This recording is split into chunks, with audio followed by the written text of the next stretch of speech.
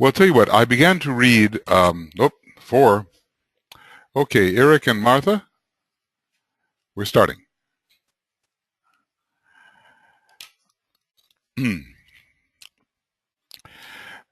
I began to read how much we have left to go in order to finish sentence number. Say, you guys, Eric and Martha, please. Okay? Otherwise, I cannot concentrate, nor can you. Okay. All right. I'm going to go right into this question of the 7 rays.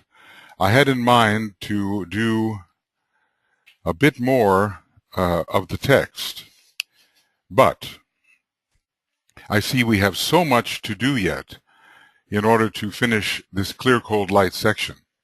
So we'll plunge right into this discussion, which is on page, what page is it? Page 338. Page 338. Okay? Good. And everything is showing, is it, Anne? Is the screen showing? Good. We need to, yeah, I guess, I'm not sure what's open and what's closed, but okay. All right. Each of the 7 initiations, for instance, see, DK says, in the past, initiation has just been talked about. Initiation, that's all. A blanket happening and no note made of the ray implications. So at least we can, he says, this I propose to remedy, and he begins to do that, and he will develop this later on in the book. So this is page 338. Okay. Each of the 7 initiations, for instance, is an exemplification or a revealer of one of the 7 ray qualities or tendencies. It is governed and conditioned always by a certain ray, and sometimes more than one. And this is one of the factors which disciples have to learn and grasp whilst preparing for an initiation, because it involves success in handling and manipulating certain types of divine energy. Each of the initiations brings one or other of the 7 centers into full functioning activity, not from the angle of awakening or of stimulation, but from the angle of a wheel turning on itself. So that's a further stage than simply awakening or stimulation. This is an Old Testament expression and is wholly inadequate, but I can find no others to substitute. He says, the wording is totally blind and inadequate and will prove to you somewhat meaningless, except to the initiate who has experienced that turning. I'm going to try to have an interesting situation here, see if it works any better. Hello, hello. Yeah, well, maybe a little better, not sure. As esoteric astrologers well know, there comes a cycle wherein the disciple reverses himself upon the wheel of life, the zodiacal wheel. And from going clockwise around the zodiac, he now begins to go anti-clockwise. And generally what that means is he pulls out of the signs different qualities of energy and expresses different qualities of energy in relation to the signs. He reorients his expression of zodiacal energy and expresses this energy in a way which eventually brings release rather than further bondage to the 3 lower worlds. He learns that the substance aspect of his nature may be conditioned by the forces flowing through them sequentially and serially, and according to his horoscope, and according to the exoteric mode of zodiacal revolution. So even though we may be reversing the wheel, the idea is that the matter, substance, force aspect of our energy system may still be conditioned by the clockwise wheel and by the lower tendencies of the zodiacal and planetary energies. At the same time, the disciple, which is a point of consciousness, the disciple is really a point of tension. The disciple is a unit of consciousness at a certain point of tension. It's not the personality. At the same time, the disciple is receiving energy currents from the reversed wheel, a higher type of energy current, and sometimes given by different planets, whereon he as a soul finds himself. He is consequently the recipient of two currents of energy going in reverse directions, one emphasizing the elemental life and form, and the other emphasizing escape from form, expansion of consciousness, and alignment with the divine will. And I suppose, in all of literature, the individual who is somehow most identified with these reversing energy currents is St. Paul. He really, being sort of in some ways, he was a Scorpio and had a lot of fourth ray, therefore, at least astrologically, he really talked about these cross currents that exist and how he was torn by these cross currents. Hence, the increased conflict in his life, the life of the disciple, because of this type of reception. The increased conflict in his life and circumstances. These constitute the reason for the tests of initiation. We have to prove to ourselves, to the initiator, that we have thrown the weight of our energy and will on the side of the angels, so to speak, and are no longer led astray by the elemental forces that pertain to that particular initiation. Okay. This, on a tiny scale, is true of the centers in the etheric body of the disciple. They too evidence the same dual activity once the path of discipleship is trodden and the path of initiation is entered. Perhaps there is a contrary rotation. The zodiacal wheel is itself essentially a cosmic center. This is one of the great quotes. It is a 12-petaled lotus, but it is a 12-petaled lotus within the 1,000-petaled lotus of an unknown cosmic entity, the one referred to in my earlier books as the one about whom naught may be said. So that is the chakric definition of our zodiac. The highest major head center of 12 petals in the great 1,000-petaled lotus of the great cosmic God called the one about whom naught may be said. The multiplicity of zodiacal influences have eventually a dual effect.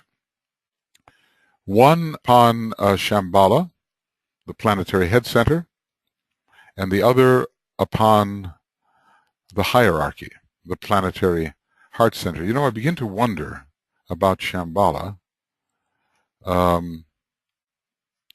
That's not it. I'm wondering if the monad has 12 forces connected with it. How many forces does Shambhala have connected with it? How many forces are connected with Shambhala if the monad has 12? And is it 12? This is a question. Because sometimes I've seen the monad represented as 12-fold. I'm wondering about Shambhala, and I'm wondering about its place within the head center, or maybe the place of the council within the head center of the planetary logos.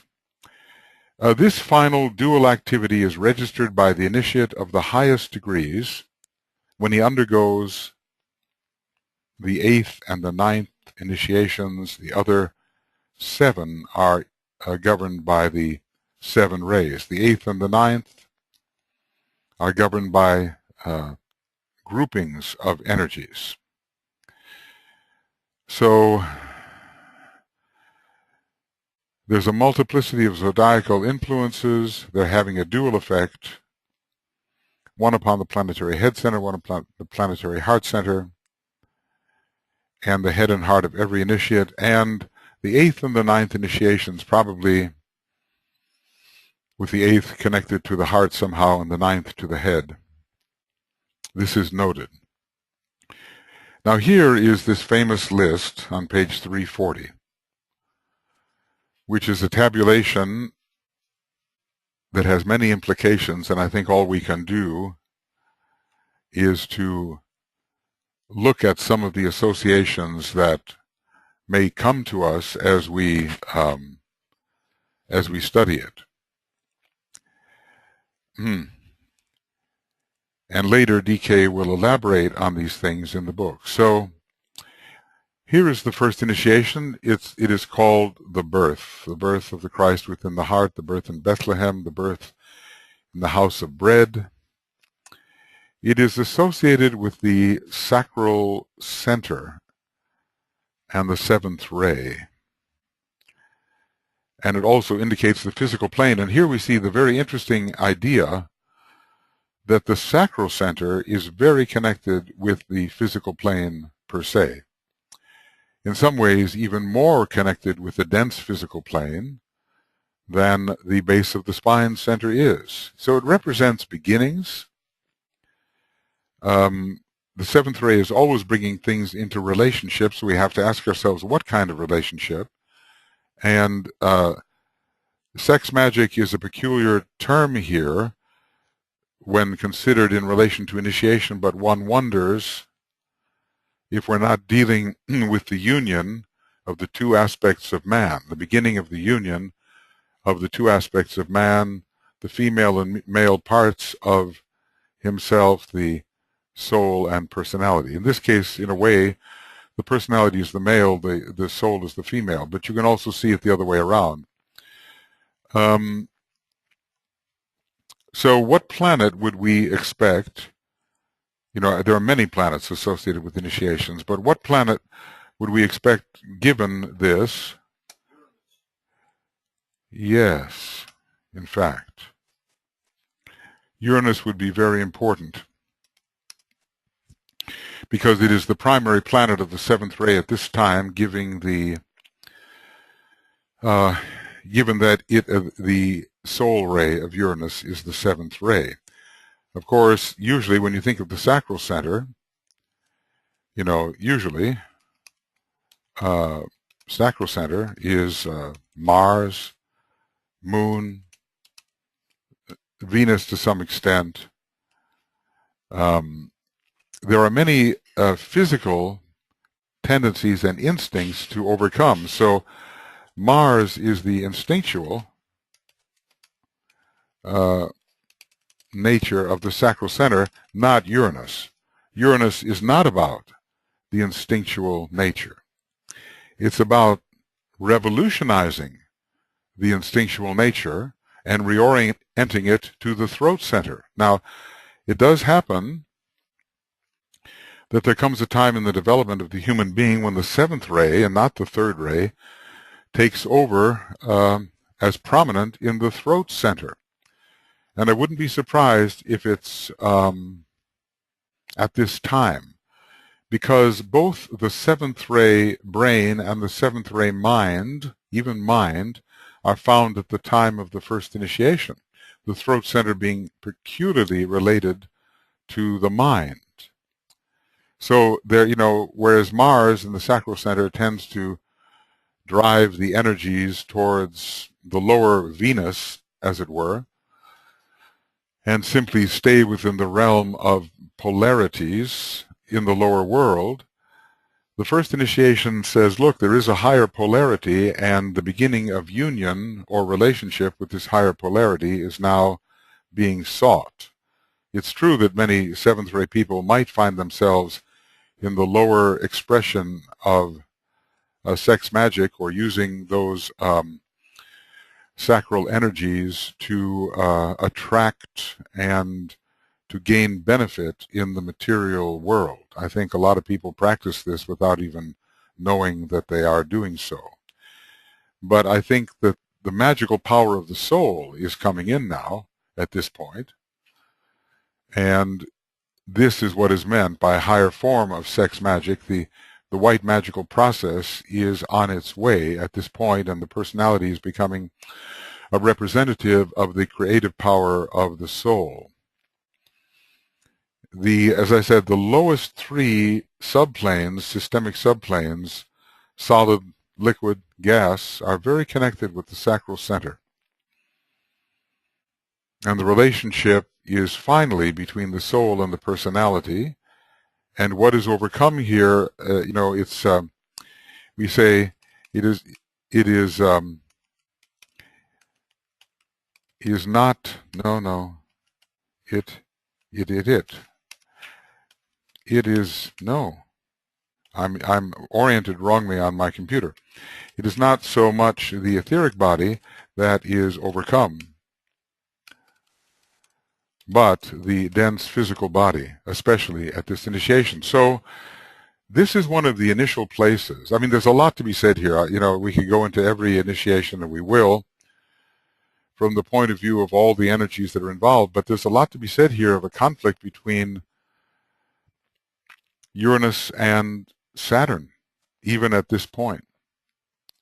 So Saturn moon, representing the dense physical body, and Uranus and a higher moon representing the etheric body. And it is at this point that the etheric body must win over the tendencies of the instinctual nature gathered from the previous solar system.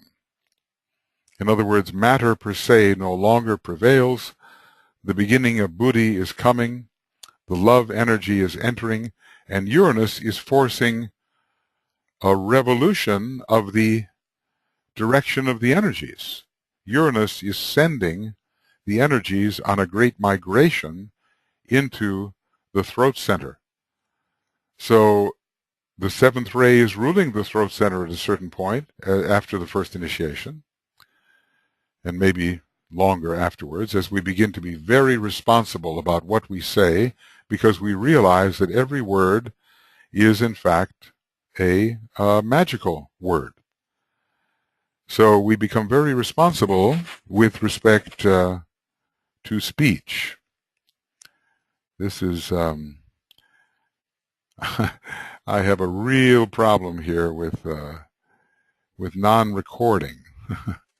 I don't know why it is, but it just is. So is there anything that anybody wants to say or ask about this preliminary pass over this first initiation, the energies involved, and the three words, beginnings? Beginnings of what? Beginning of entry into the fifth kingdom of nature. Relationship of what? Of the soul and personality in a new and more conscious form, and the magic that is produced by that relationship. Are there any thoughts here? Any questions? Yep.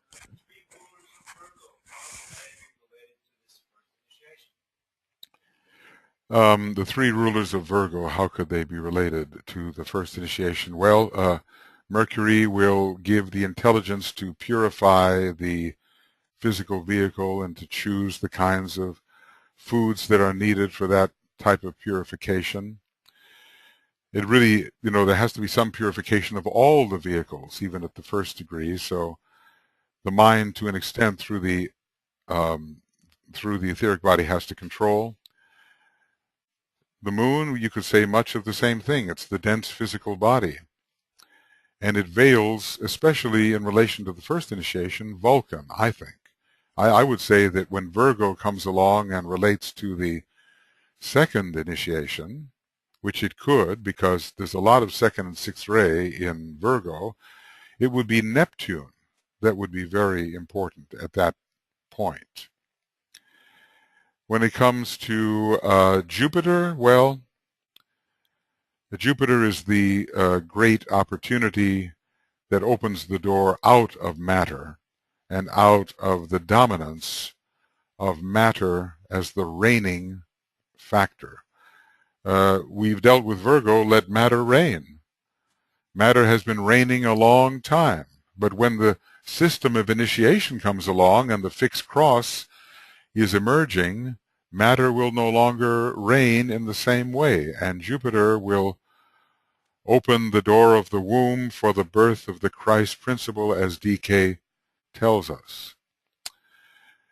So it is a wider life that gives entrance into the higher meanings of Virgo, which are about the Christ life and not just about matter. So I see purification of matter involved here, discriminating purification of matter. You know how the physical disciplines for some first-degree initiate types are so profoundly preoccupying. He says it's necessary, but it can be a distraction. Then we are dealing basically with the moon. You see, but in a way, you see, we have to understand that at this point, only a little bit of the esoteric ruler is entering, because we're just making the transition from the mutable cross in consciousness to the fixed cross in consciousness. So a much fuller representation of the esoteric ruler will be found. Like I said, I think the Vulcan part is really strong, getting the physical etheric vehicle into shape to receive the energies of the first initiation. The etheric body becomes charged in a new way at the first initiation. But look, I could bring in other signs of the zodiac here, Gemini, absolutely, he tells us about that, and Leo is involved, and Capricorn is involved, and Pisces is involved at the transition off the mutable cross onto the fixed cross, which is the first initiation, and Aries, the sign of beginnings. You're starting a whole new curriculum here. So there are a number of signs which can be found in relation to this first initiation, and that's not so much the point here. The point is more the ray that the initiation may be ruling. Okay, Anne, you have a question or a point? Yeah, very definitely. Pluto and Vulcan are both involved, absolutely. He even says so on page 70 of the Esoteric Astrology book. He says that Pluto goes to the depths and drags up all the impediments which have to be eliminated, and Vulcan plunges down into the depths and breaks up the crystallizations and impresses the will of the soul, at least with respect to the physical etheric body. Definitely involved, yes. Every one of these initiations, you could write a book on every one. But this is we're just looking at the way he's presenting it here. Yes, Lena, yes.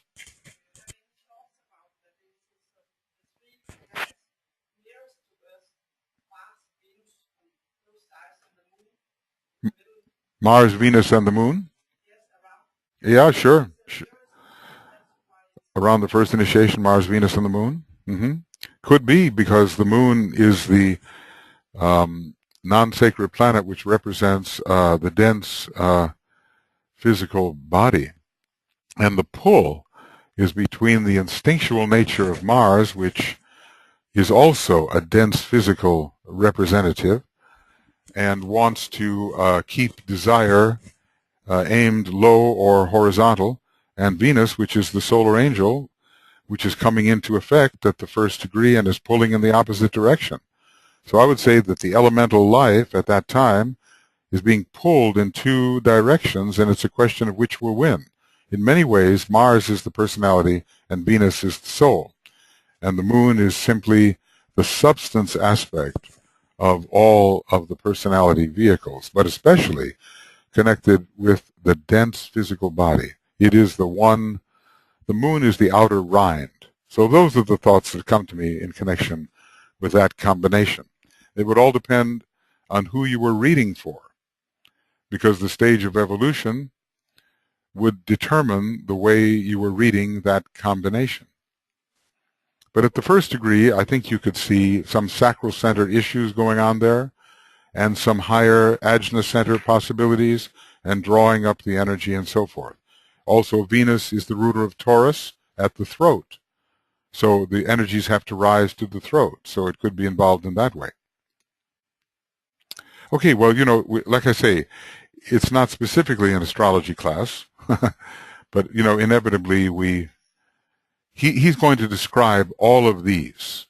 First, we're just getting the idea of the impression that they make upon us. Okay, let's see. I'm going to do. One more question before you leave this first initiation. Yeah, we've done with that one. Yeah. To what extent should divine child enter the scene of your everyday life? To what extent does child enter the scene of your everyday life? It certainly should be a great and unsuccessful effort for it to happen. You see some of these people who are born again, not to say they're necessarily at that stage, but what DK says about the first initiation is such an effort is being made. It may not be successful, but there's always the struggle to express this new and higher aspect, which has been confirmed by the Christ face to face. So it is definitely a part of you now, and he really talks about the first degree. You struggle to do this. You struggle to read the spiritual books. You struggle to give increasing beauty to your life and so forth, spiritual beauty. You struggle to discipline your nature. To that extent, the struggle is evidence of the Christ child emerging. Are you going to be successful at the first degree? I would say you're going to be largely unsuccessful because the elemental nature is pretty strong. But you're going to be successful enough to get a reasonable grip over the physical elemental and not to be carried away by it the way many people are. So it doesn't have to be perfect by any means, if that's what you were driving at. Okay. The second factor here, he really does quite a, oh, my computer is protesting. It's saying overload, overload. The second, many lives intervene. We're sometimes told if every year in the life of Jesus, let's say, is a lifetime in the life of the disciple, which it doesn't necessarily have to be, then we could have 30 lives between the birth and the baptism. Anyway, he says quite a few lives could intervene. So initiation 2 is on the second plane, counting from below. And that plane is also the 6th, so it's connected with mastery, a reasonable mastery of the astral body and its tendencies to produce distortion. See, what happens in the first initiation is the tendency to produce maya, or chaos, or unthinking action, or purposeless action, a chaos without form, work which has no true objective. All of that has to be, the physical forces have to be relatively controlled. Saturn comes into the picture. Uranus lays out the proper design and helps with the etheric control, but now it's much tougher for the second degree. And as you know, certain people passing through it think their life is so difficult that they must be taking the 4th. Solar plexus, 6th ray, and the astral plane. The mastery, or at least reasonable control, of what DK calls the formidable astral nature. And the three words, and they are sequential, interestingly enough, is dedication, and its result, glamour. He will explain this, when we go through it. Maybe in the next couple of days we can take up the first and second initiation in relation to this chart. Dedication, the result of glamour, and its cure, devotion. Now, does anything occur to us about why it might be that dedication leads to glamour and that its cure is devotion? Devotion is not just an astral word. It has a lot to do with the astral plane, but it's not just an astral word. Dedication, glamour, and devotion. I think dedication is a sort of a mental solar plexus. We oftentimes just use these words indiscriminately, but he's using them in a very special sense, and I think we should go to what he says tomorrow. We'll try to do that. Well, at least maybe the last day. Yes, and yes.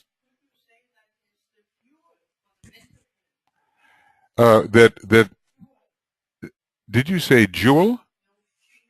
Fuel, like with an F as in Frank. Fuel for the mental plane. That dedication is?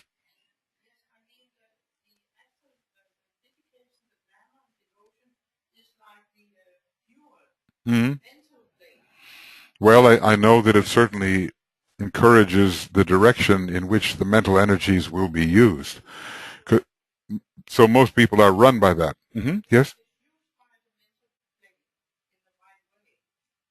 Well, dedication has a lot of mental formulation in it, but it doesn't have a great deal of sacrifice and heart in it. I kind of look at mentality and commitment, solar plexus, quite involved in this first stage of dedication.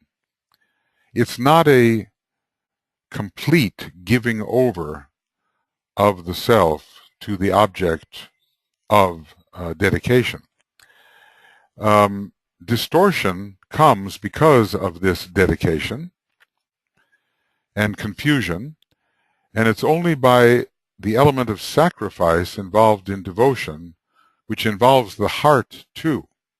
Much more heart is coming in. As a matter of fact, the cure of so much that occurs on the astral plane before the time of the second initiation is given by heart opening, when love energy enters the picture. For instance, Mars has a lot of dedication. Okay. But it is not considered one of the major planets for the second initiation. It's, in a way, one of the major problems for the second initiation. Then come the three planets which are connected to the second initiation, and you know what they are. I'm always doing that, and I don't. The three planets will perhaps give us a hint. The three planets are Venus, Jupiter, and Neptune. And actually says that Venus and Jupiter are in a contest with each other. They contend with each other, just the way they did in the Secret Doctrine. Venus was more or less giving the preferred line of Sanat Kumara, and Jupiter, with its exaltation in Cancer, was leading to the worship of the ancestral gods and confined the attention to the personality. So we have to wonder at why Venus and Jupiter should be in contest at the second initiation. But nevertheless, they are all heart-related planets. he tells us that the heart center of the solar, that Venus is much associated with the heart center of the solar logos. We know that Jupiter very well is the heart center of the solar logos at this time, and certainly represents the human heart center. And Neptune connects with the solar plexus for disciples, and also is involved in raising the energy from the solar plexus to the heart. Neptune has a very strong heart connection because of its second ray monad. So I think we have to discriminate between a kind of a personal commitment that we call dedication, which leads to bias and imbalance and distortion, which we call glamour. I'm dedicated to this and not to that. Of course, you can say that about devotion too, but devotion involves heart and sacrificial power and brings in the second ray as well, and sacrifice. And the will is sacrifice. And at the second initiation, the planet of the will and the planet of Mars are fighting, and the will planet, the sacrificial love, has to overcome selfish desire. And that's where devotion enters, I think. Yes, Lona, yes.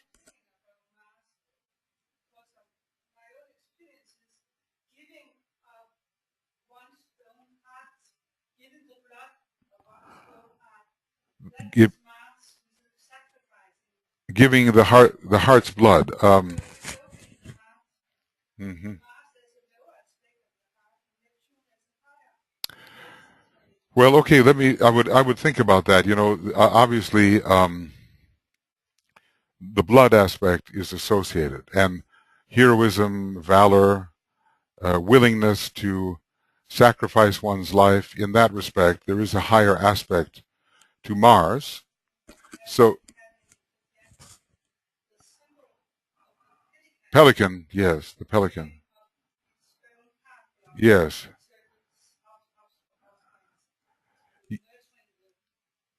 Yes. Is that there is some Mars in that, I think. At the same time, sometimes there's a lot of Neptune, Vishnu, Christ in that too. Self-effacement, self-denial, everything for you, you know, even giving up the life. The will to do that, or commitment to do that.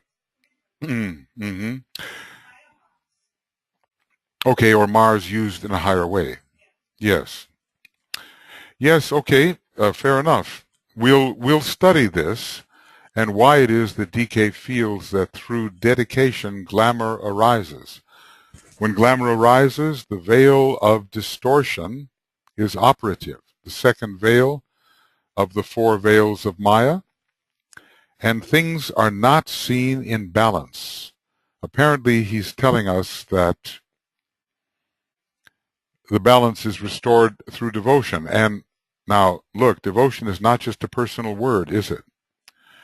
We hear of the devotion of the soul, and we are known as monads by this title, Lords of Persevering, Ceaseless Devotion.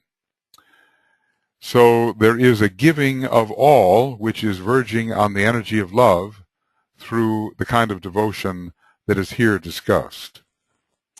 And the love is going to correct the distortions of glamour, where things of lesser value are exaggerated and things of great value are minimized. The love energy will correct that. Okay. I'll try to find those particular chapters which deal with these first two initiations, particularly because they are the ones that are of greatest moment to us, and with respect to the people that we're working with. So that's called the baptism, and there's a great purification there. There's probably some physiological correspondence to the River Jordan. It has to do with some internal energy stream, no doubt. It may be the downflow from the soul. Baptism by water and baptism by fire. Now there you have Neptune and Mars reversed, interestingly enough. But you do have water and fire coming in here, and as they mix together, you get steam, and that's the distortion. The fog, the steam, gives us distorted perception because we don't see things clearly. But it's been a long time since I've read his explanation of this, and even when I did, I was never entirely satisfied that I knew it. So we'll try to take it up and see if we can make sense out of it. But I don't want to go there right now. Right now, I want to just go through this tabulation. The Transfiguration is next. The chakra involved is the Ajna center. The ray is the fifth ray, which is the ray of Venus, which is the major ruler of the Ajna center.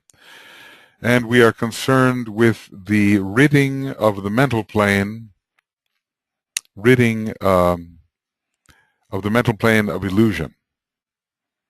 Intuition is required here. A clear beam of focused light is required for the second initiation and to dissipate the glamour. So look at the words integration, direction, and science. How do these words speak to you with respect to the objectives of the third initiation as you know them?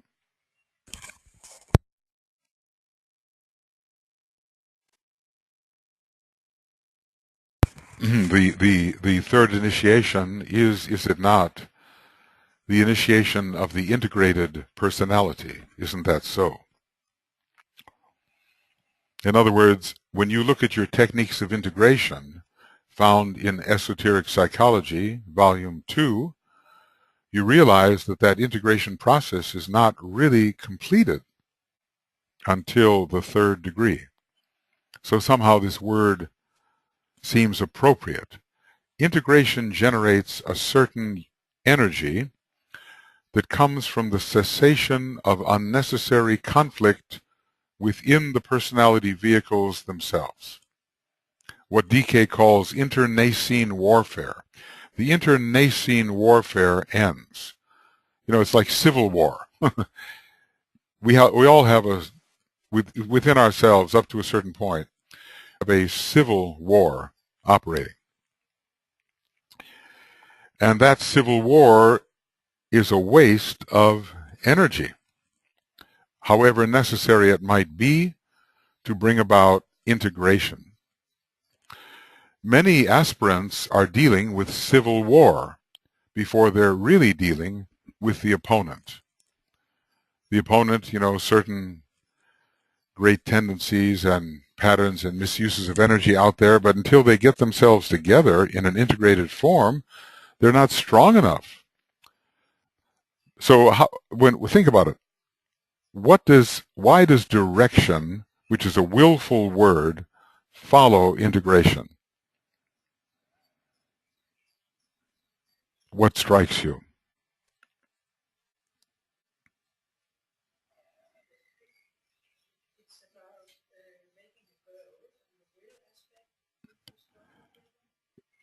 Yes, a goal is there and the will aspect is needed. And, you know, when you're not integrated, your energies are going in every which way, in all directions.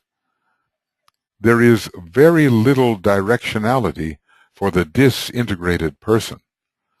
But when you have managed to pull the energies together, bring them into harmony, reduce the waste that arises through civil war and conflict, you have at your disposal a oneness. It's called the integrated personality, and there arises the urge, a willful urge at this time, to go somewhere and do something of significance. So the first ray with its sense of direction comes in at the time when the first ray is not in danger of blowing the whole thing apart. If you've got a machine and it's functioning very badly, you know, you've seen some of those machines that are not functioning in rhythm, they're on their last legs, and then you put a whole bunch more power into it, what's going to happen to the machine? It's just going to fall apart. So the inner powers know this. So before there is integration, they won't throw a lot of energy into it. The soul won't do that. The monad won't do it. Once there is integration, and integration with the soul, so that they form like one unit, then at the third degree, the monadic power can start that directional drive forward towards an objective which probably the monad defines. When we hear about destiny, it's never connected, well, I won't say never, but it's finally connected with the monad and not with the soul, the whole factor of monadic destiny. So direction enters here, and we are very discriminating about our direction because we have the Ajna center with the fifth ray, and we can make the decision about which way we should go as an integrated unit. From that time on, science takes the place of what had been blind faith. What do we mean by science here? Why should it be? Of course, the fifth ray is there. We can say it's there for that reason. But why is science important as far as what we know about the third initiation? The third initiation is not approached through wild enthusiasm. That's what DK tells us. It's approached on the level tableland, a balanced approach, not through ecstasies and heights of aspiration and depths of despair. That's not how the third degree is approached. So this is, wouldn't you say that the science of the spirit, or the science of occultism, is going to enter here, which is also, by the way, ruled by Uranus, interestingly enough. Yes, Britta. Okay, what was the word? There might be some knowledge, yes? Yes.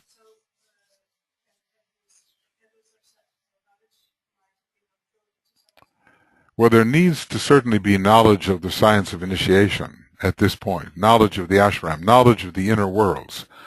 We need to be certain about what we're doing.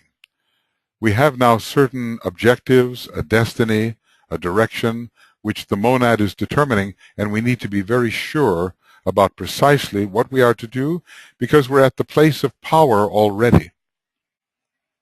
In other words, the fifth ray is a power ray. The first aspect of divinity is coming in.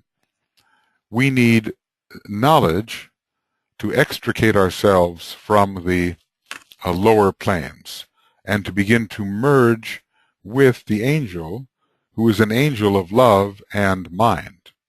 So Venus is coming in very strongly. We need knowledge of the science of the soul, and it can begin to be a significant part of our lives at that time. And it is, there's a lot going on up here and here at this third degree. And we are going in a direction, we have discriminated our direction, we're going in a direction which ultimately the monad is determining. And we need the knowledge to enter the fifth kingdom, the science of the soul, if you will.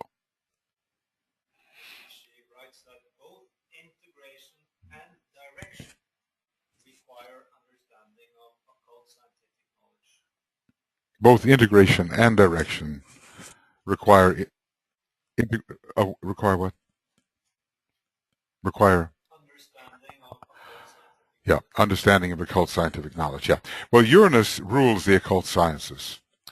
And who do you meet at the third initiation? You meet the Hierophant, who is Sanat Kumara, and he represents electric fire, which is Uranus.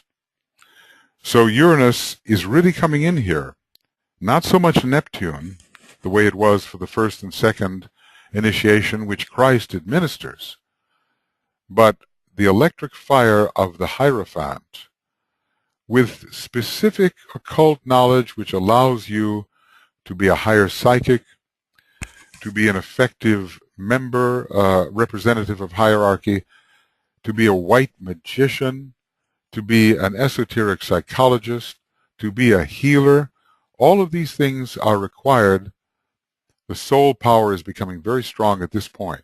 The soul from the fifth kingdom of nature, the solar angels from the fifth creative hierarchy. We are now, the eye is opening, and when the eye opens, we see, and that's what science is all about. It's about seeing rather than feeling. The fifth ray is about seeing rather than feeling. Vision is coming into the fore. We'll get into this, and read the things that you were reading, but right now I'm interested in your own thoughts, and then we'll see what DK has to say about it. When we get into initiation 4, we call it the renunciation. It's sometimes in the West called the crucifixion. In the East, more the renunciation. What is being renounced? Personality life. And the life in the 4 lower worlds. And the 4 elementals are being renounced, and the 4, the devas are driven away, so to speak, as in the white magical rule. The magician feels the force. It's the 6th rule, and the devas are driven forth, and they lose their master at this point. So, and interestingly enough, it is that, and there's more that's being renounced at this degree, which is obvious, of course. The whole, so egoic will and personal will are both being renounced and are being absorbed into monadic purposeful will. That's what we were reading in the morning. Yes.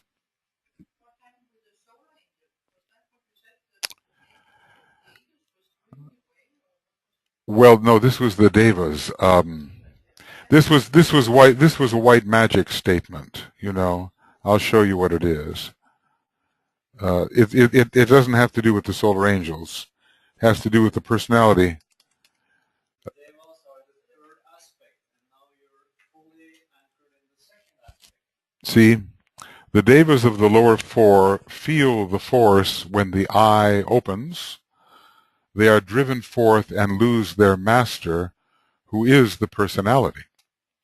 They have been mastered by the personality. They now lose that particular master, and a new master takes over. But at the same time, okay, what about the solar angel? The solar angel is renounced. The statement, one of the statements on the cross, my God, why hast thou forsaken me? The solar angel is gone. That's what that's about. The solar angel has returned to the heart of the sun. That's here. Yeah, that's here. That's at the 4th degree, the return of the solar angel either to the heart of the sun or in their higher brackets to the central spiritual sun. The crucifixion means you cannot grasp for matter anymore. So this is the crucifixion with respect to the whole 3rd aspect of divinity, as you were saying. The sacrifice is of the entire 21 subplanes, which is the dense physical body of the solar logos. That is given up, and the 2nd and 3rd aspects are made more sacred by being related directly to the 1st aspect. And what about the harmony? And why is that term used? The higher and the lower meet, the 4th plane, the 4th ray. See, the highest and the lowest meet. Of course, it's true, but it is a 7th ray mantram, right? The 2 merge with 1 is the 4th ray mantram. And in a way, it kind of means that the 2 aspects of divinity, which we have been using, namely the 3rd and the 2nd aspects, merge with the aspect of wholeness which already exists. So it's not that 2 make 1, that 1 plus 1 equals 2. It's that the 2 merge with the 1. that already is, and this is appreciated on the Buddhic plane by the intuition, by the pure reason. How did he define intuition? As a realization of wholeness, didn't he? So there is a new realization of wholeness at this point as we renounce matter of all kinds and achieve harmony between the very highest aspect of our nature, which is spiritual and divine, and the soul-infused personality, which is all that has remained once the causal body is gone. Well, even that doesn't remain, but it can be projected. What is projected? What is projected from the Maya Virupa? Must be expecting a call. Okay. From the Maya Virupa is projected into the lower worlds everything that contains what the soul-infused personality contained before. It's got the love and it's got the intelligence, but it comes from the realm of spirit. It's the Maya Virupa is projected from the permanent atoms of the spiritual triad, and those contain now everything you need in the lower worlds. The solar angel is gone. And as a matter of fact, what is not discussed here is what takes the place of the egoic body on the three higher levels of the mental plane. I have theories about that.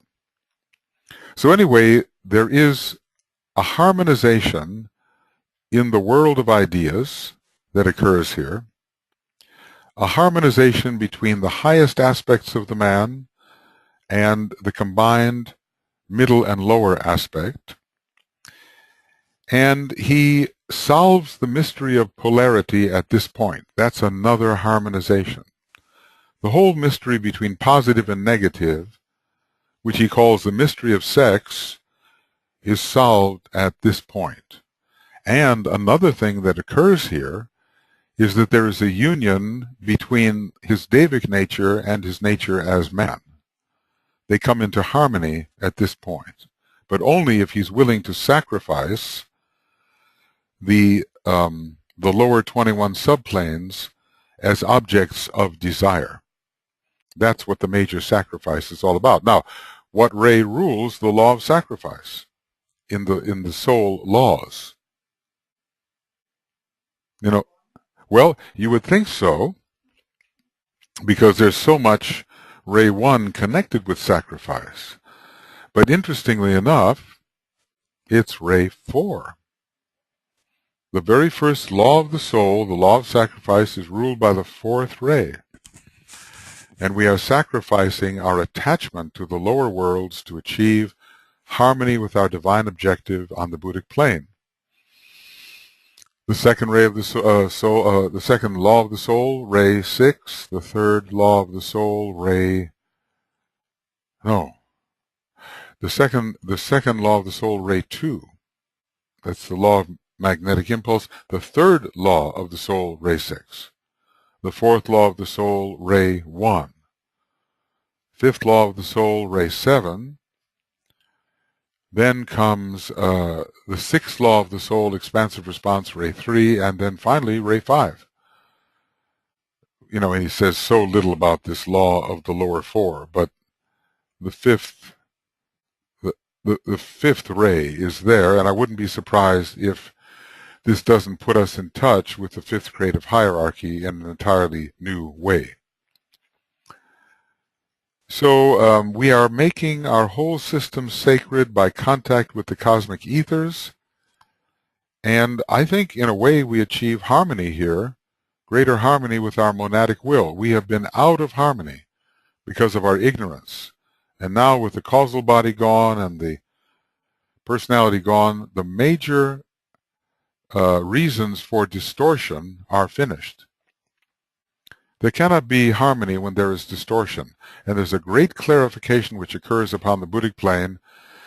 It's a question of seeing things in a pure and undistorted manner with pure reason. So there are a number of factors of harmonization which occur here, but it's a lot more than just the harmonization of the soul and personality. There's more to it. as you suggested when you said the highest and lowest meet, we have aspects on the higher planes and aspects on the lower, and they are brought into harmonious relationship with each other. But it requires a sacrifice. Now, what is really happening with the sacrifice? What does it say? It's in the very last law of healing, isn't it? Where it says the soul does something, I forget what it is, and the form shatters the connection, and life is now liberated, owning the quality of conscious knowledge and the fruit of all experience. These are the gifts of soul and form combined. It's monadic living, the beginning of monadic living. And I want to say the beginning of monadic livingness, because we had a touch of the monad at the third degree, but we were not yet focused on the cosmic ethers, which are the planes of livingness.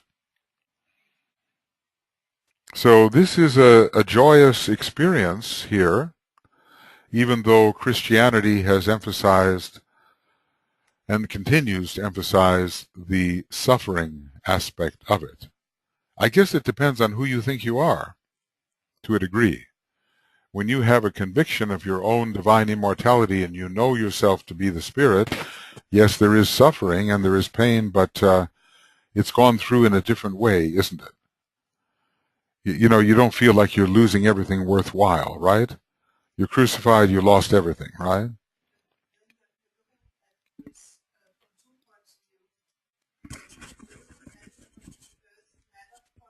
Mm-hmm. Yes, yes. It's the spiritual identification, which is the way that the fourth degree initiate should look at the matter. He says that Jesus on the cross tuned in, that a great registration occurred upon his soul, it was said. The spiritual perspective occurred at that time, and not as if he was identified with what he was losing. He wasn't identified anymore. That was just falling away. Yes. Could I give examples of fourth initiates? I could give examples of many people who think they are.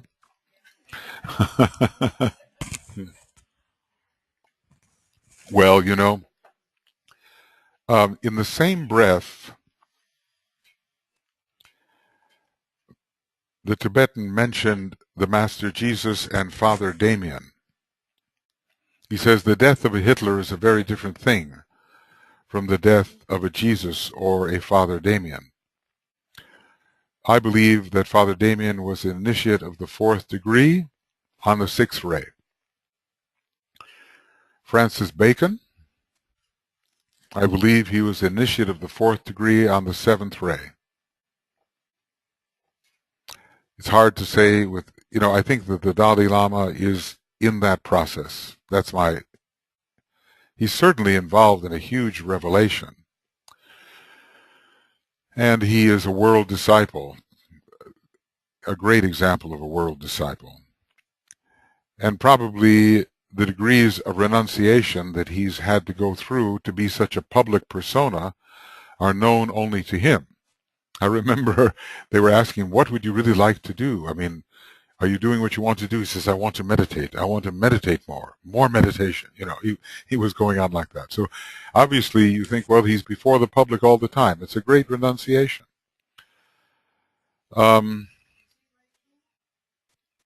Yes, the Dalai Lama is clearly a Ray 2 expression. And even the Buddhas with whom he is identified carry that Ray 2 vibration. I don't know specifically who they are.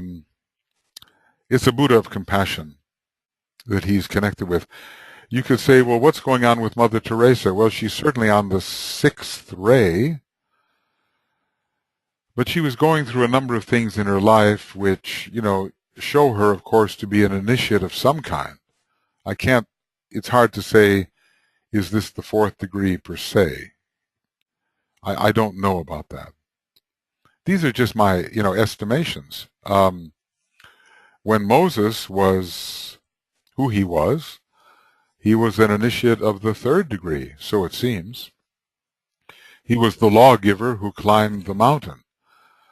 When you think about Master Morya, who is now a Chohan, of course, when you read the life of Akbar the Great, he did a lot of things that would appall us. From a first-rate perspective, he may have thought that they were necessary, but when we think about the humanitarian side of it, it just looks appalling. And here, Akbar lived in the 1600s, somehow. Is it so? Late 1600s? And he was King Solomon, Solomon the Wise. Was he Charlemagne? See, these are all like 3rd degree figures. Probably Solomon, was around the 3rd degree, 2nd, 3rd degree. Was he a 4th degree initiate as Akbar? Maybe. It's hard when you look at the modern world. Look at Bishop Tutu. To me, he's like the Dalai Lama. When I heard him speak, I couldn't believe the quality of energy that was coming from that man. He supervised the reorganization of South Africa in such a way that would be unthinkable to the white men, I guess, They thought it would be just a bloodbath, but it wasn't. Why? Because it was Mandela and Tutu. 3rd degree initiates. And when you're a 3rd degree initiate, are you pushing the 4th degree? Look at Albert Schweitzer. Obvious 3rd degree initiate. Capricorn, in fact. Just look at his picture. You can, see a lot. And then he goes off to Lamborghini for many, many years. What did he renounce? Well, he certainly was getting in practice for renouncing something, wasn't he? His reputation, his scholarship, his status as a philosopher, his European life. Renounce. So it's just like Father Damien. It had a different ending. Father Damien got leprosy and, probably was even somehow more of a commitment. But Schweitzer, took Western civilization with him. He had the music, he had the organ, a great scholar. He was obviously on the 2nd ray. Those are my Annie Besant, probably 3rd degree in my opinion. H.P. Blavatsky, 4th degree, we're told. Now Master Blavatsky, or whatever name he, she goes by. And what about Krishnamurti? We're told he was taking the 4th degree. He was making mistakes, but he was still taking the 4th degree. Apparently you have a lot of freedom as to what you decide to do when you do that. What about Sir Thomas More? The counselor to King Henry VIII, who, he was a Catholic and he pretty well tried to defend the church against Henry's more wanton approach based upon who he wanted to marry next. So he wanted to, break the tie of the Catholic Church in England. He wanted to break the tie to Rome, so he started his own church, so he could marry whom he wants, when he wants. So Thomas More opposed that and lost his head over it. It was a great sacrifice, and he was a brilliant, brilliant man. So, now he is Sir Thomas in the books of the initiate. He's a relatively quite a high initiate, a master. And Dr. Baker, who wrote many occult books, he said, well, my master is the English master, Sir Thomas, he said. Now, take it how you want, with a grain of salt or whatever, but it's pretty obvious that he was a very high individual. And what about the Buddha himself? This is a great mystery. Master Jesus was of the 4th degree. He's now a master, but he was the initiate to Jesus, and he took the 4th degree. I wonder if Gautama also took the 4th degree, while the Buddha was taking the 6th. See, because if you're the head of the hierarchy, you don't go off in the woods and look for enlightenment, okay? That's obvious. You don't try to figure out all of this if you're already the head of the hierarchy. You're a fifth degree initiate for 2,000 years already, or 2,500 years, ever since the death of Krishna. So there's got to be a mystery there between the Gautama and the true Buddha. But that, I think, would be a fourth degree initiate. And then you can just look on the different rays, What about Leonardo? Maybe if you look at ray 4, certainly the third degree. Was he taking the fourth degree? I mean, he was a universal genius, artist and scientist, humanitarian, so forth. Could be. What about Rudolf Steiner? Certainly third degree. I don't know what his ray was. Keith Bailey thinks that Steiner's ray was the fifth ray soul for Master Hilarion. What about St. Paul in those days? Was he taking the renunciation as a fourth degree initiate? You can do things so fast. He was a first ray monad. These first ray monads, once they figure out what they're doing, it's just like an arrow. They go fast. So maybe he's too. You're looking for more modern people. It's difficult. Padre Pio. Yeah. I don't know enough about him. But I know a funny story about Padre Pio. Is he a hero? Yeah, one of your heroes. A lady, people would come to him for advice, and she was turning 80, so she wanted his blessing, something like that. She said, "Father, I'm turning 80 today, and I just want to know if you can give me any wise words on this important day of my life." And he looks at her and says, "Think on death."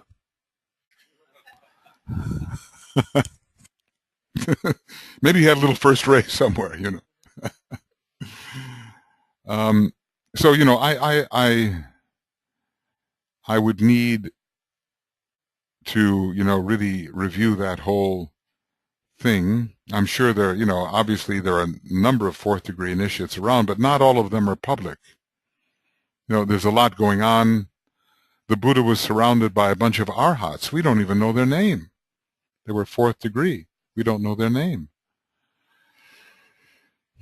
And maybe it's the same way today, Who knows who's surrounding the Dalai Lama and all of that. Those are pretty high people. But, from the time the second degree is taken, he does tell us in Initiation Human Solar that the third and fourth degree will probably be taken in the same life or in the next. Now, that's just an astonishing statement. You know the statement. Initiation Human and Solar, page 84 and 85.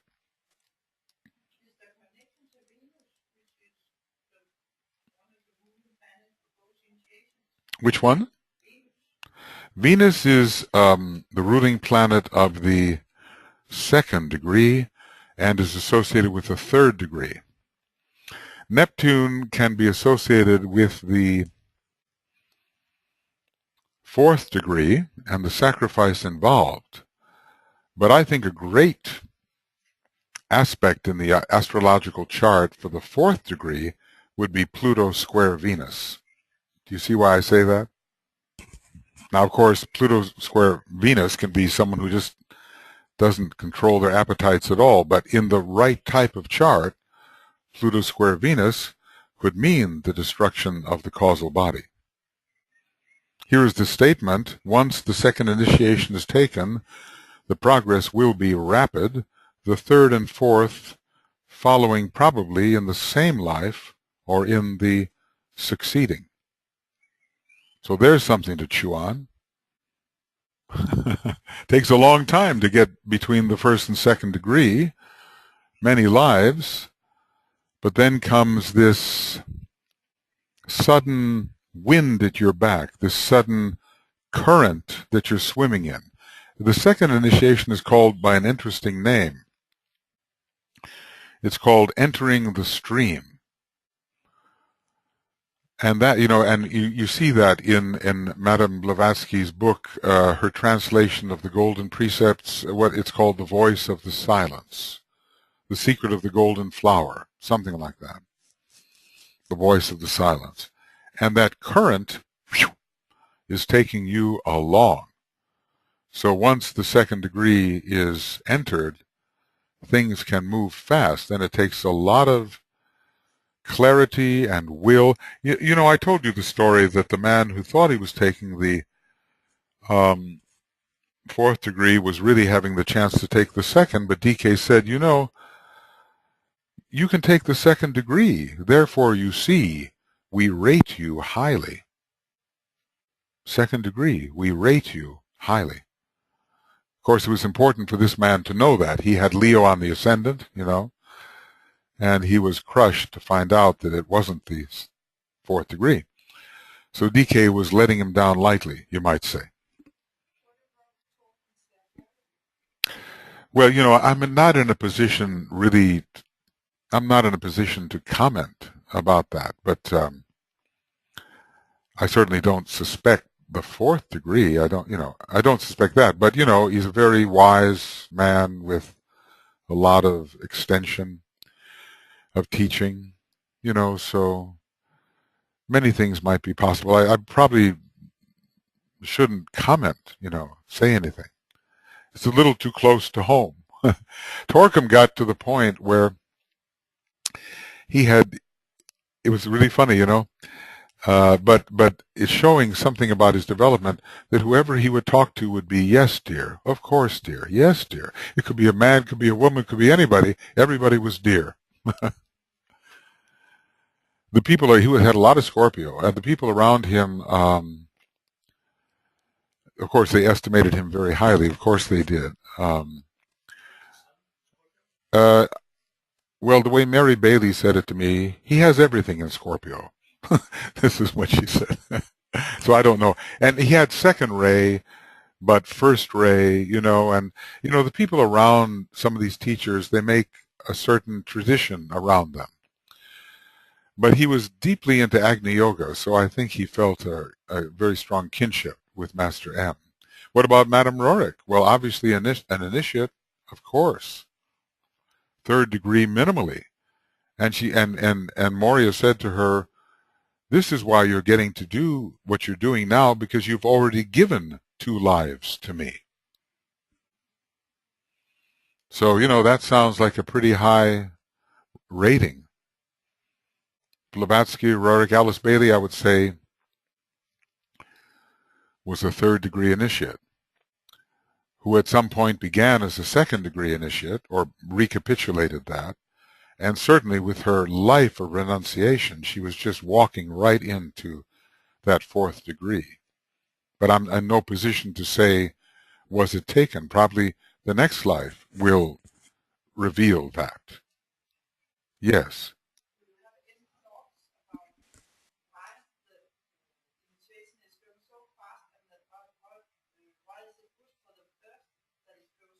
Why is it taking place so fast?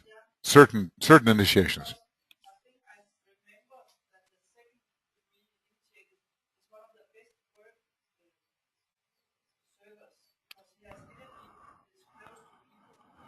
Okay, it's a good thought that the second degree initiate can be a very good server because the energy is there and also the closeness to the people. Okay. Well, it's a bit like the root races. There is a pattern. It's called an hourglass pattern, like this.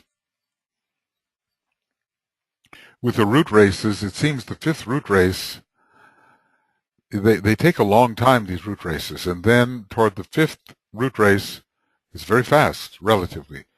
We've only been in the 5th root race now for 1 million years, with a little bit of, according to Philip Lindsay, the beginnings of the root race may have been 4 million years ago, but only a few million years, or even 1 million year.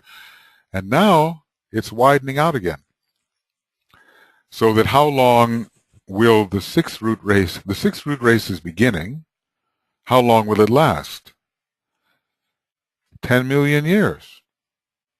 In another 10 million years, he says, at the end of the 6th root race, then how long will the 7th root race last? You see, the form describes this narrowing. It's that way with initiations too. They seem to take a long time at the beginning, but there's a narrow passage which helps you make a transition. The fixed cross is the shortest cross of all, if you think about it. How many millions of years do you spend on the mutable cross in consciousness? 20 million? 20 plus million? And along comes the fixed cross, where you move from the first initiation to the third in 20 lives, 15 lives. It's just a few thousand years, isn't it? And then it widens out again to the cardinal cross, where the separation between the 5th and 6th initiation may be quite long, the 6th and 7th very longer, you see. It's that same figure. Why does that serve the planet? I think it's just a rapid transition from we would almost have to study what is the hourglass and what is the archetypal significance of it. It's a transition, a rapid transition. Now, maybe in the old days, things were not quite so rapid. Because, how long did it take Master Jesus to move from the 2nd degree to the 3rd degree to the 4th degree? 2,000 years. That's not the same life. See, so maybe something's happening with what principle do they call it? They call it the 100th monkey principle, but it's the idea that once certain people set the pattern, everything occurs more rapidly. So maybe the fact that we can do this so rapidly now is based upon the fact that others have contributed to it in a less rapid form. But Master Jesus was Joshua 2,000 years BC, 1,800 years BC. He was Jeshua the high priest and Jeshua the priest and Joshua the high priest, wherein he took the 3rd initiation. And when was that? 1,000 years BC? I don't know my chronology exactly. Then we had to wait until he is Jesus in Palestine 2,000 years later to take the 4th degree. So maybe that's the way it used to be. Maybe it was much more spread out. But maybe the group consciousness thing now is making it go faster. We'll know more details as we go. Maybe just do a couple more of these, Oh, yes, Anne? Mm-hmm.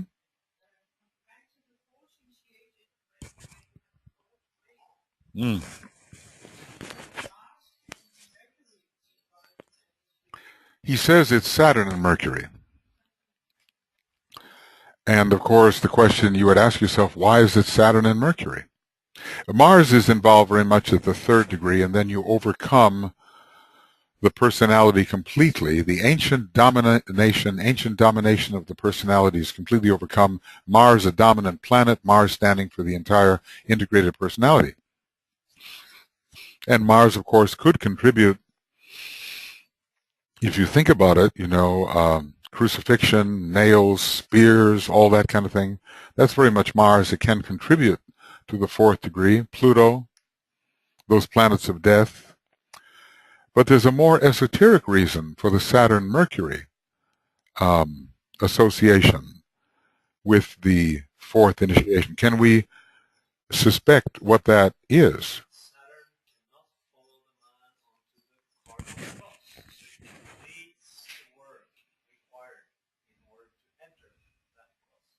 Okay, well, it's good that it completes the work necessary to enter the cardinal cross. Of course, do we enter the cardinal cross at the 4th degree? Yeah, in the no man's land, right? So in that way, Libra is involved. I have another, I want to say, when you say that the lower meaning of Saturn cannot follow the man onto the cardinal cross. Because Christ is on the cardinal cross.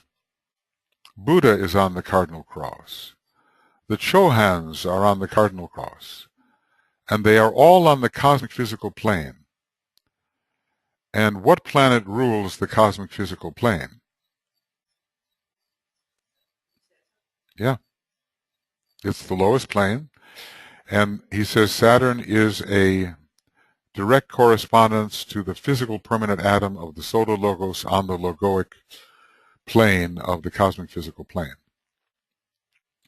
So it's very true that the lower kind of karmic retributive meaning, the materialistic meaning of Saturn, does not follow a man onto the cardinal cross. But now there is a triangle. And the triangle goes like this. It goes Great Bear, Sirius, Pleiades, Leo, Pisces, Capricorn, Saturn, Uranus, Mercury. Do you know what I'm drawing there? In my mind, it's this six-fold triangular relationship. Shambhala, hierarchy, humanity. Head center. Head center. What's the next one? Heart center. Ajna center. Base of spine center. Solar plexus. Throat center.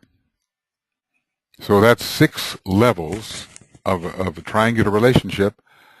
And here is Saturn representing Shambhala and the Great Bear.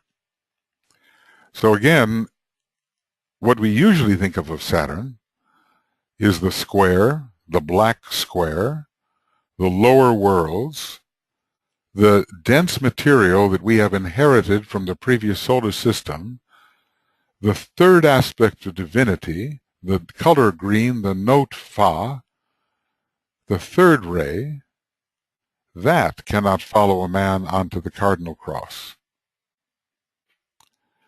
But there, Saturn is a great god, and it's one of the it's one of the 3 synthesizing planets. So its power is immense over those who are on the cardinal cross too. But DK can't get into all that because it's just too much. So he makes the statement that Saturn cannot follow a man onto the cardinal cross, and that means he's done with all his earthly karma in that sense. He's liberated from the human kingdom.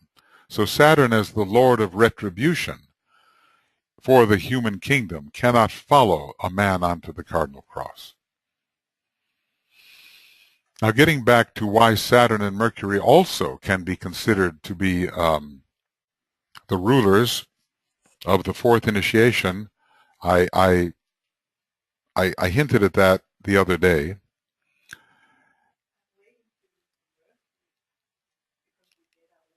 Saturn and Mercury, that's it. You see, Mercury is Buddhi,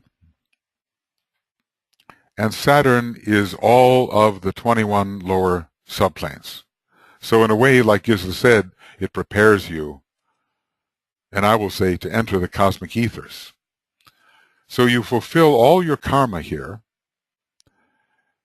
You pay the last bit of karma relating to the kingdom of humanity, and you get your wings, and you fly onto the cosmic ethers, and first stop is Buddhi, which Mercury rules.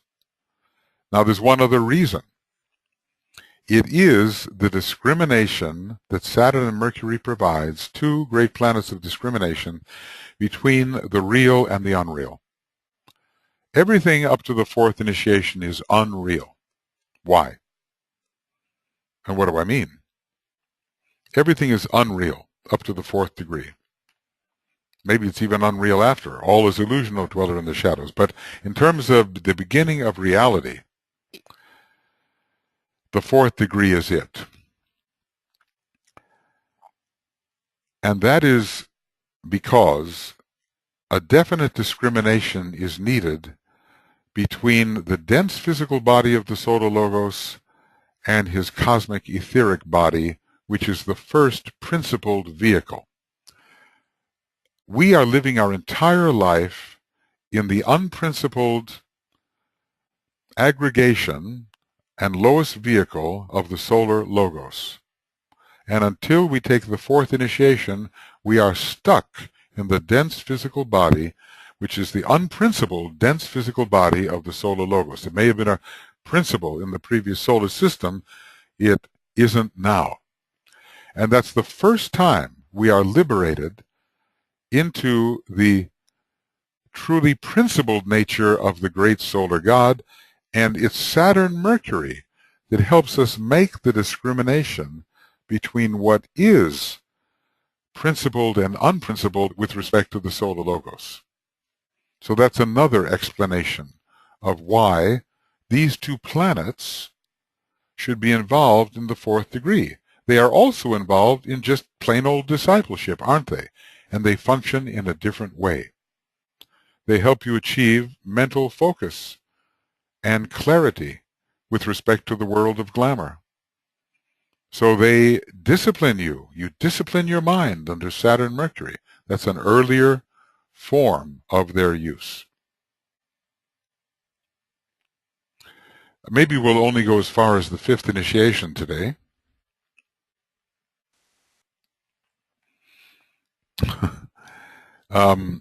But, it will be most interesting to study together these initiations as DK sees them. Right now, we're just sharing our thoughts about them. But there's a lot more to learn, and maybe tomorrow we can look at the first initiation with respect to this particular chart. Oh, now, by the way, notice the heart center is the center involved for the fourth. So, this is all in the Christian symbolism of the bleeding heart and the torn heart and the heart in four directions, you might say.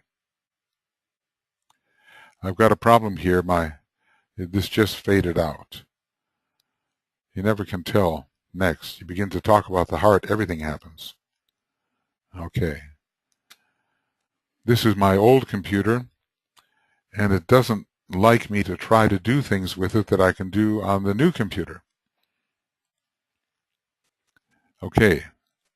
So hopefully this will work a little bit. Yep, that's it. Okay. Whoa. Sorry, but we'll get rid of that person. Sometimes I have the distinct feeling I look like a madman while I'm giving these lectures. But you know that I'm not really.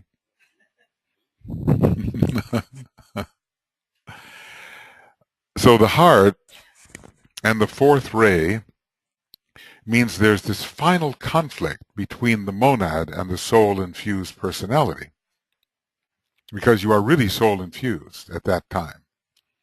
But the monad applies its destructive force, and both soul and form together must renounce the principle of life and thus permit the monad to stand free. This is in the healing law. Number 10. So they renounce their vitality, and the higher of the polarities in the fourth ray takes over.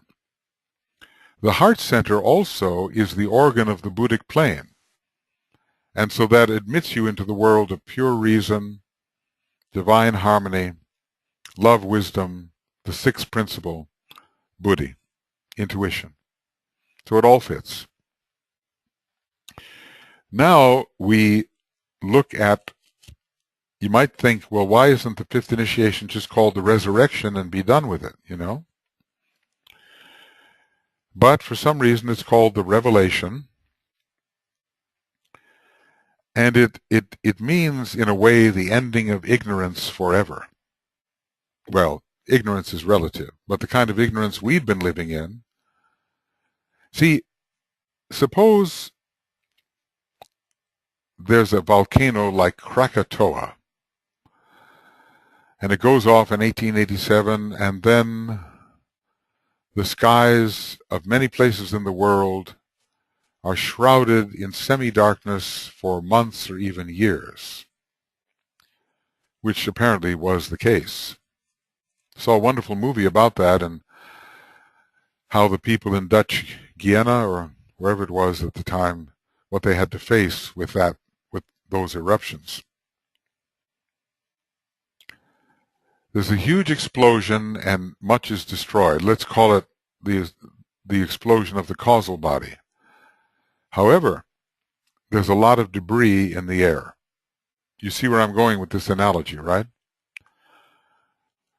So following the fourth degree, the remnants of the causal body are still with us. They have to be cleared before the sun can really shine, except through a cloud. The sun of revelation shines at the fifth degree. Leo, the fifth sign, is ruled by the sun. There is a kind of spirit illumination that occurs here, which ends all the ignorance with respect to the four lower planes and with respect to humanity, the fourth kingdom. So by the time the clearing takes place, and the fourth and fifth degree can be taken in the same life, and I think often are, there will be a process that will lead to the rising of the sun of revelation, which will give revelation. I forget what DK says, but basically it's all about planetary purpose. You really get it at that time, what it is that's been happening here. Maybe there's more revelation about solar systemic purpose at the next initiation. What are the words he uses? Emergence, will, and purpose. Emergence from what? First ray it's not the fifth ray here, it's the first ray. But Leo, of course, is a first ray, fifth ray sign. And purpose. Now, this is a beautiful confirmation of the chakras that are involved here. Because isn't it interesting that the center of the base of the spine is the chakra involved here? Now, the three words are sequential. Of course, you kind of wonder if you're already dead, can you take the fifth initiation in a Maya Virupa, or do you take it in the body of one of your disciples? What do you do? This is interesting. But the center at the base of the spine has a word connected with it. What is that word? It embodies a certain factor in the human energy system. What is that factor it embodies?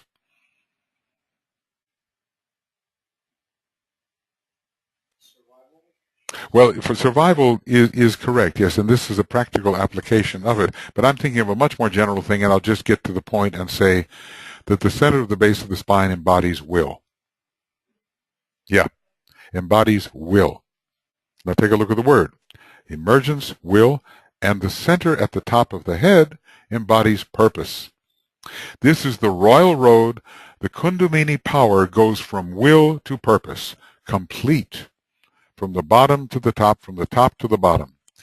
So we emerge out of the fourth kingdom of nature, although it is still said that a master is still a man, but he's standing on the pyramid, really, with respect to humanity.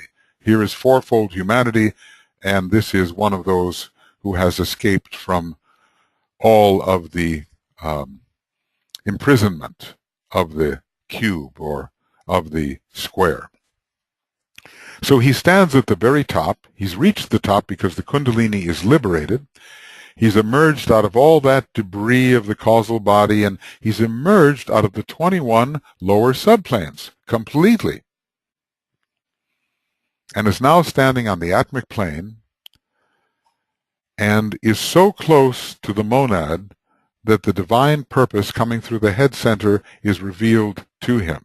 The purpose, elements of purpose about the about the planetary logos, which no one below that rank can know or understand. That kind of purpose.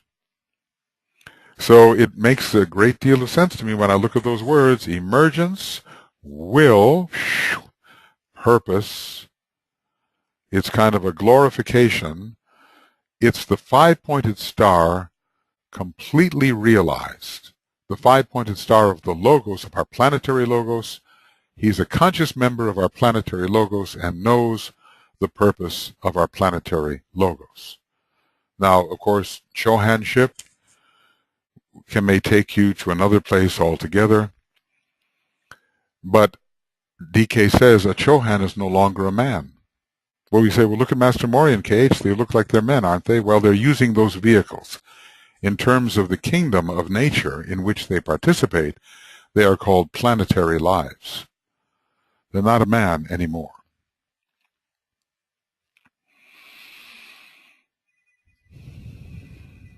It's God calling. You ever see that movie where Morgan Freeman plays the part of God? And Jim Carrey plays a part where he wants to fulfill everybody's wishes. So everybody writes to God's computer with their wishes, you know. And then he tries to fulfill every single wish and says, yes, yes, yes, yes, yes, yes, to everything. And it turns out to be a terrible mess, all those yeses. All of those wish fulfillments compete with each other.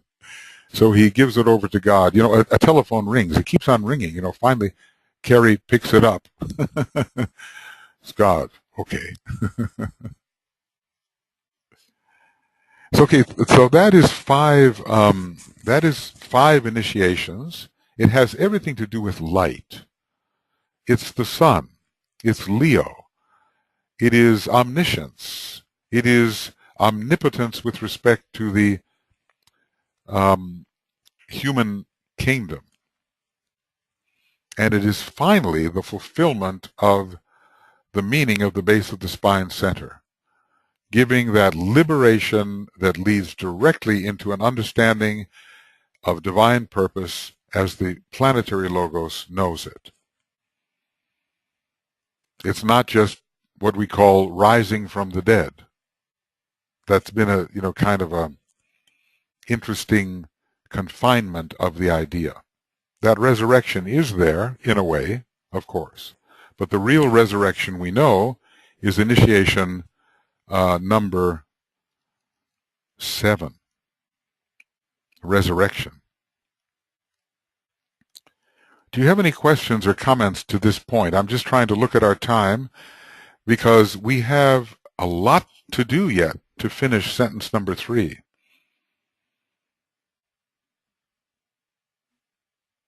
So are there any questions or whatever at this point? I think what I'll do is just draw a line here in red. And, you know, we'll see if we get back to it. Probably it's a lot more important for us to deal with the first 5 initiations,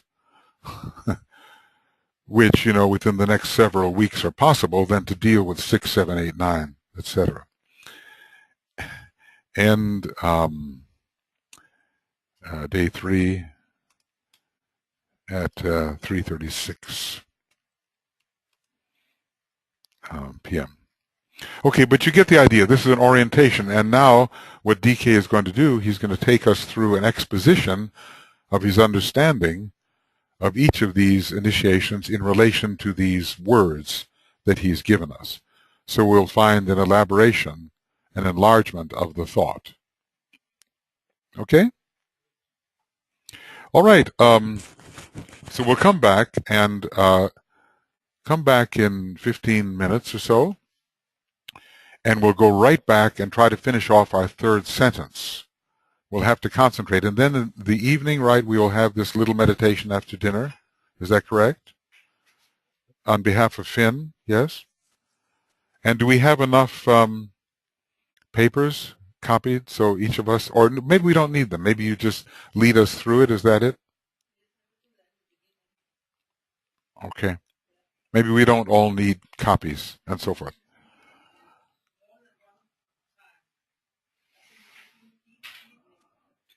Yeah, we'll start. We'll start this evening, but we'll see. We'll see, more than once. We'll work on it. Okay, everybody, so go take a little break. And we've covered 5 initiations, and you're just about home free, Pretty soon you'll be a planetary spirit. It's perfect. Planetary life. All right. Okay, friends, so a few of us here. Yep, we seem to be coming in here. Maybe the time is not so bad anymore. And so we've had that review on page 340, and we'll go back now to Rule 1, where we left off, right there. We've got quite a bit to do, So we'll see if we can accomplish this in relation to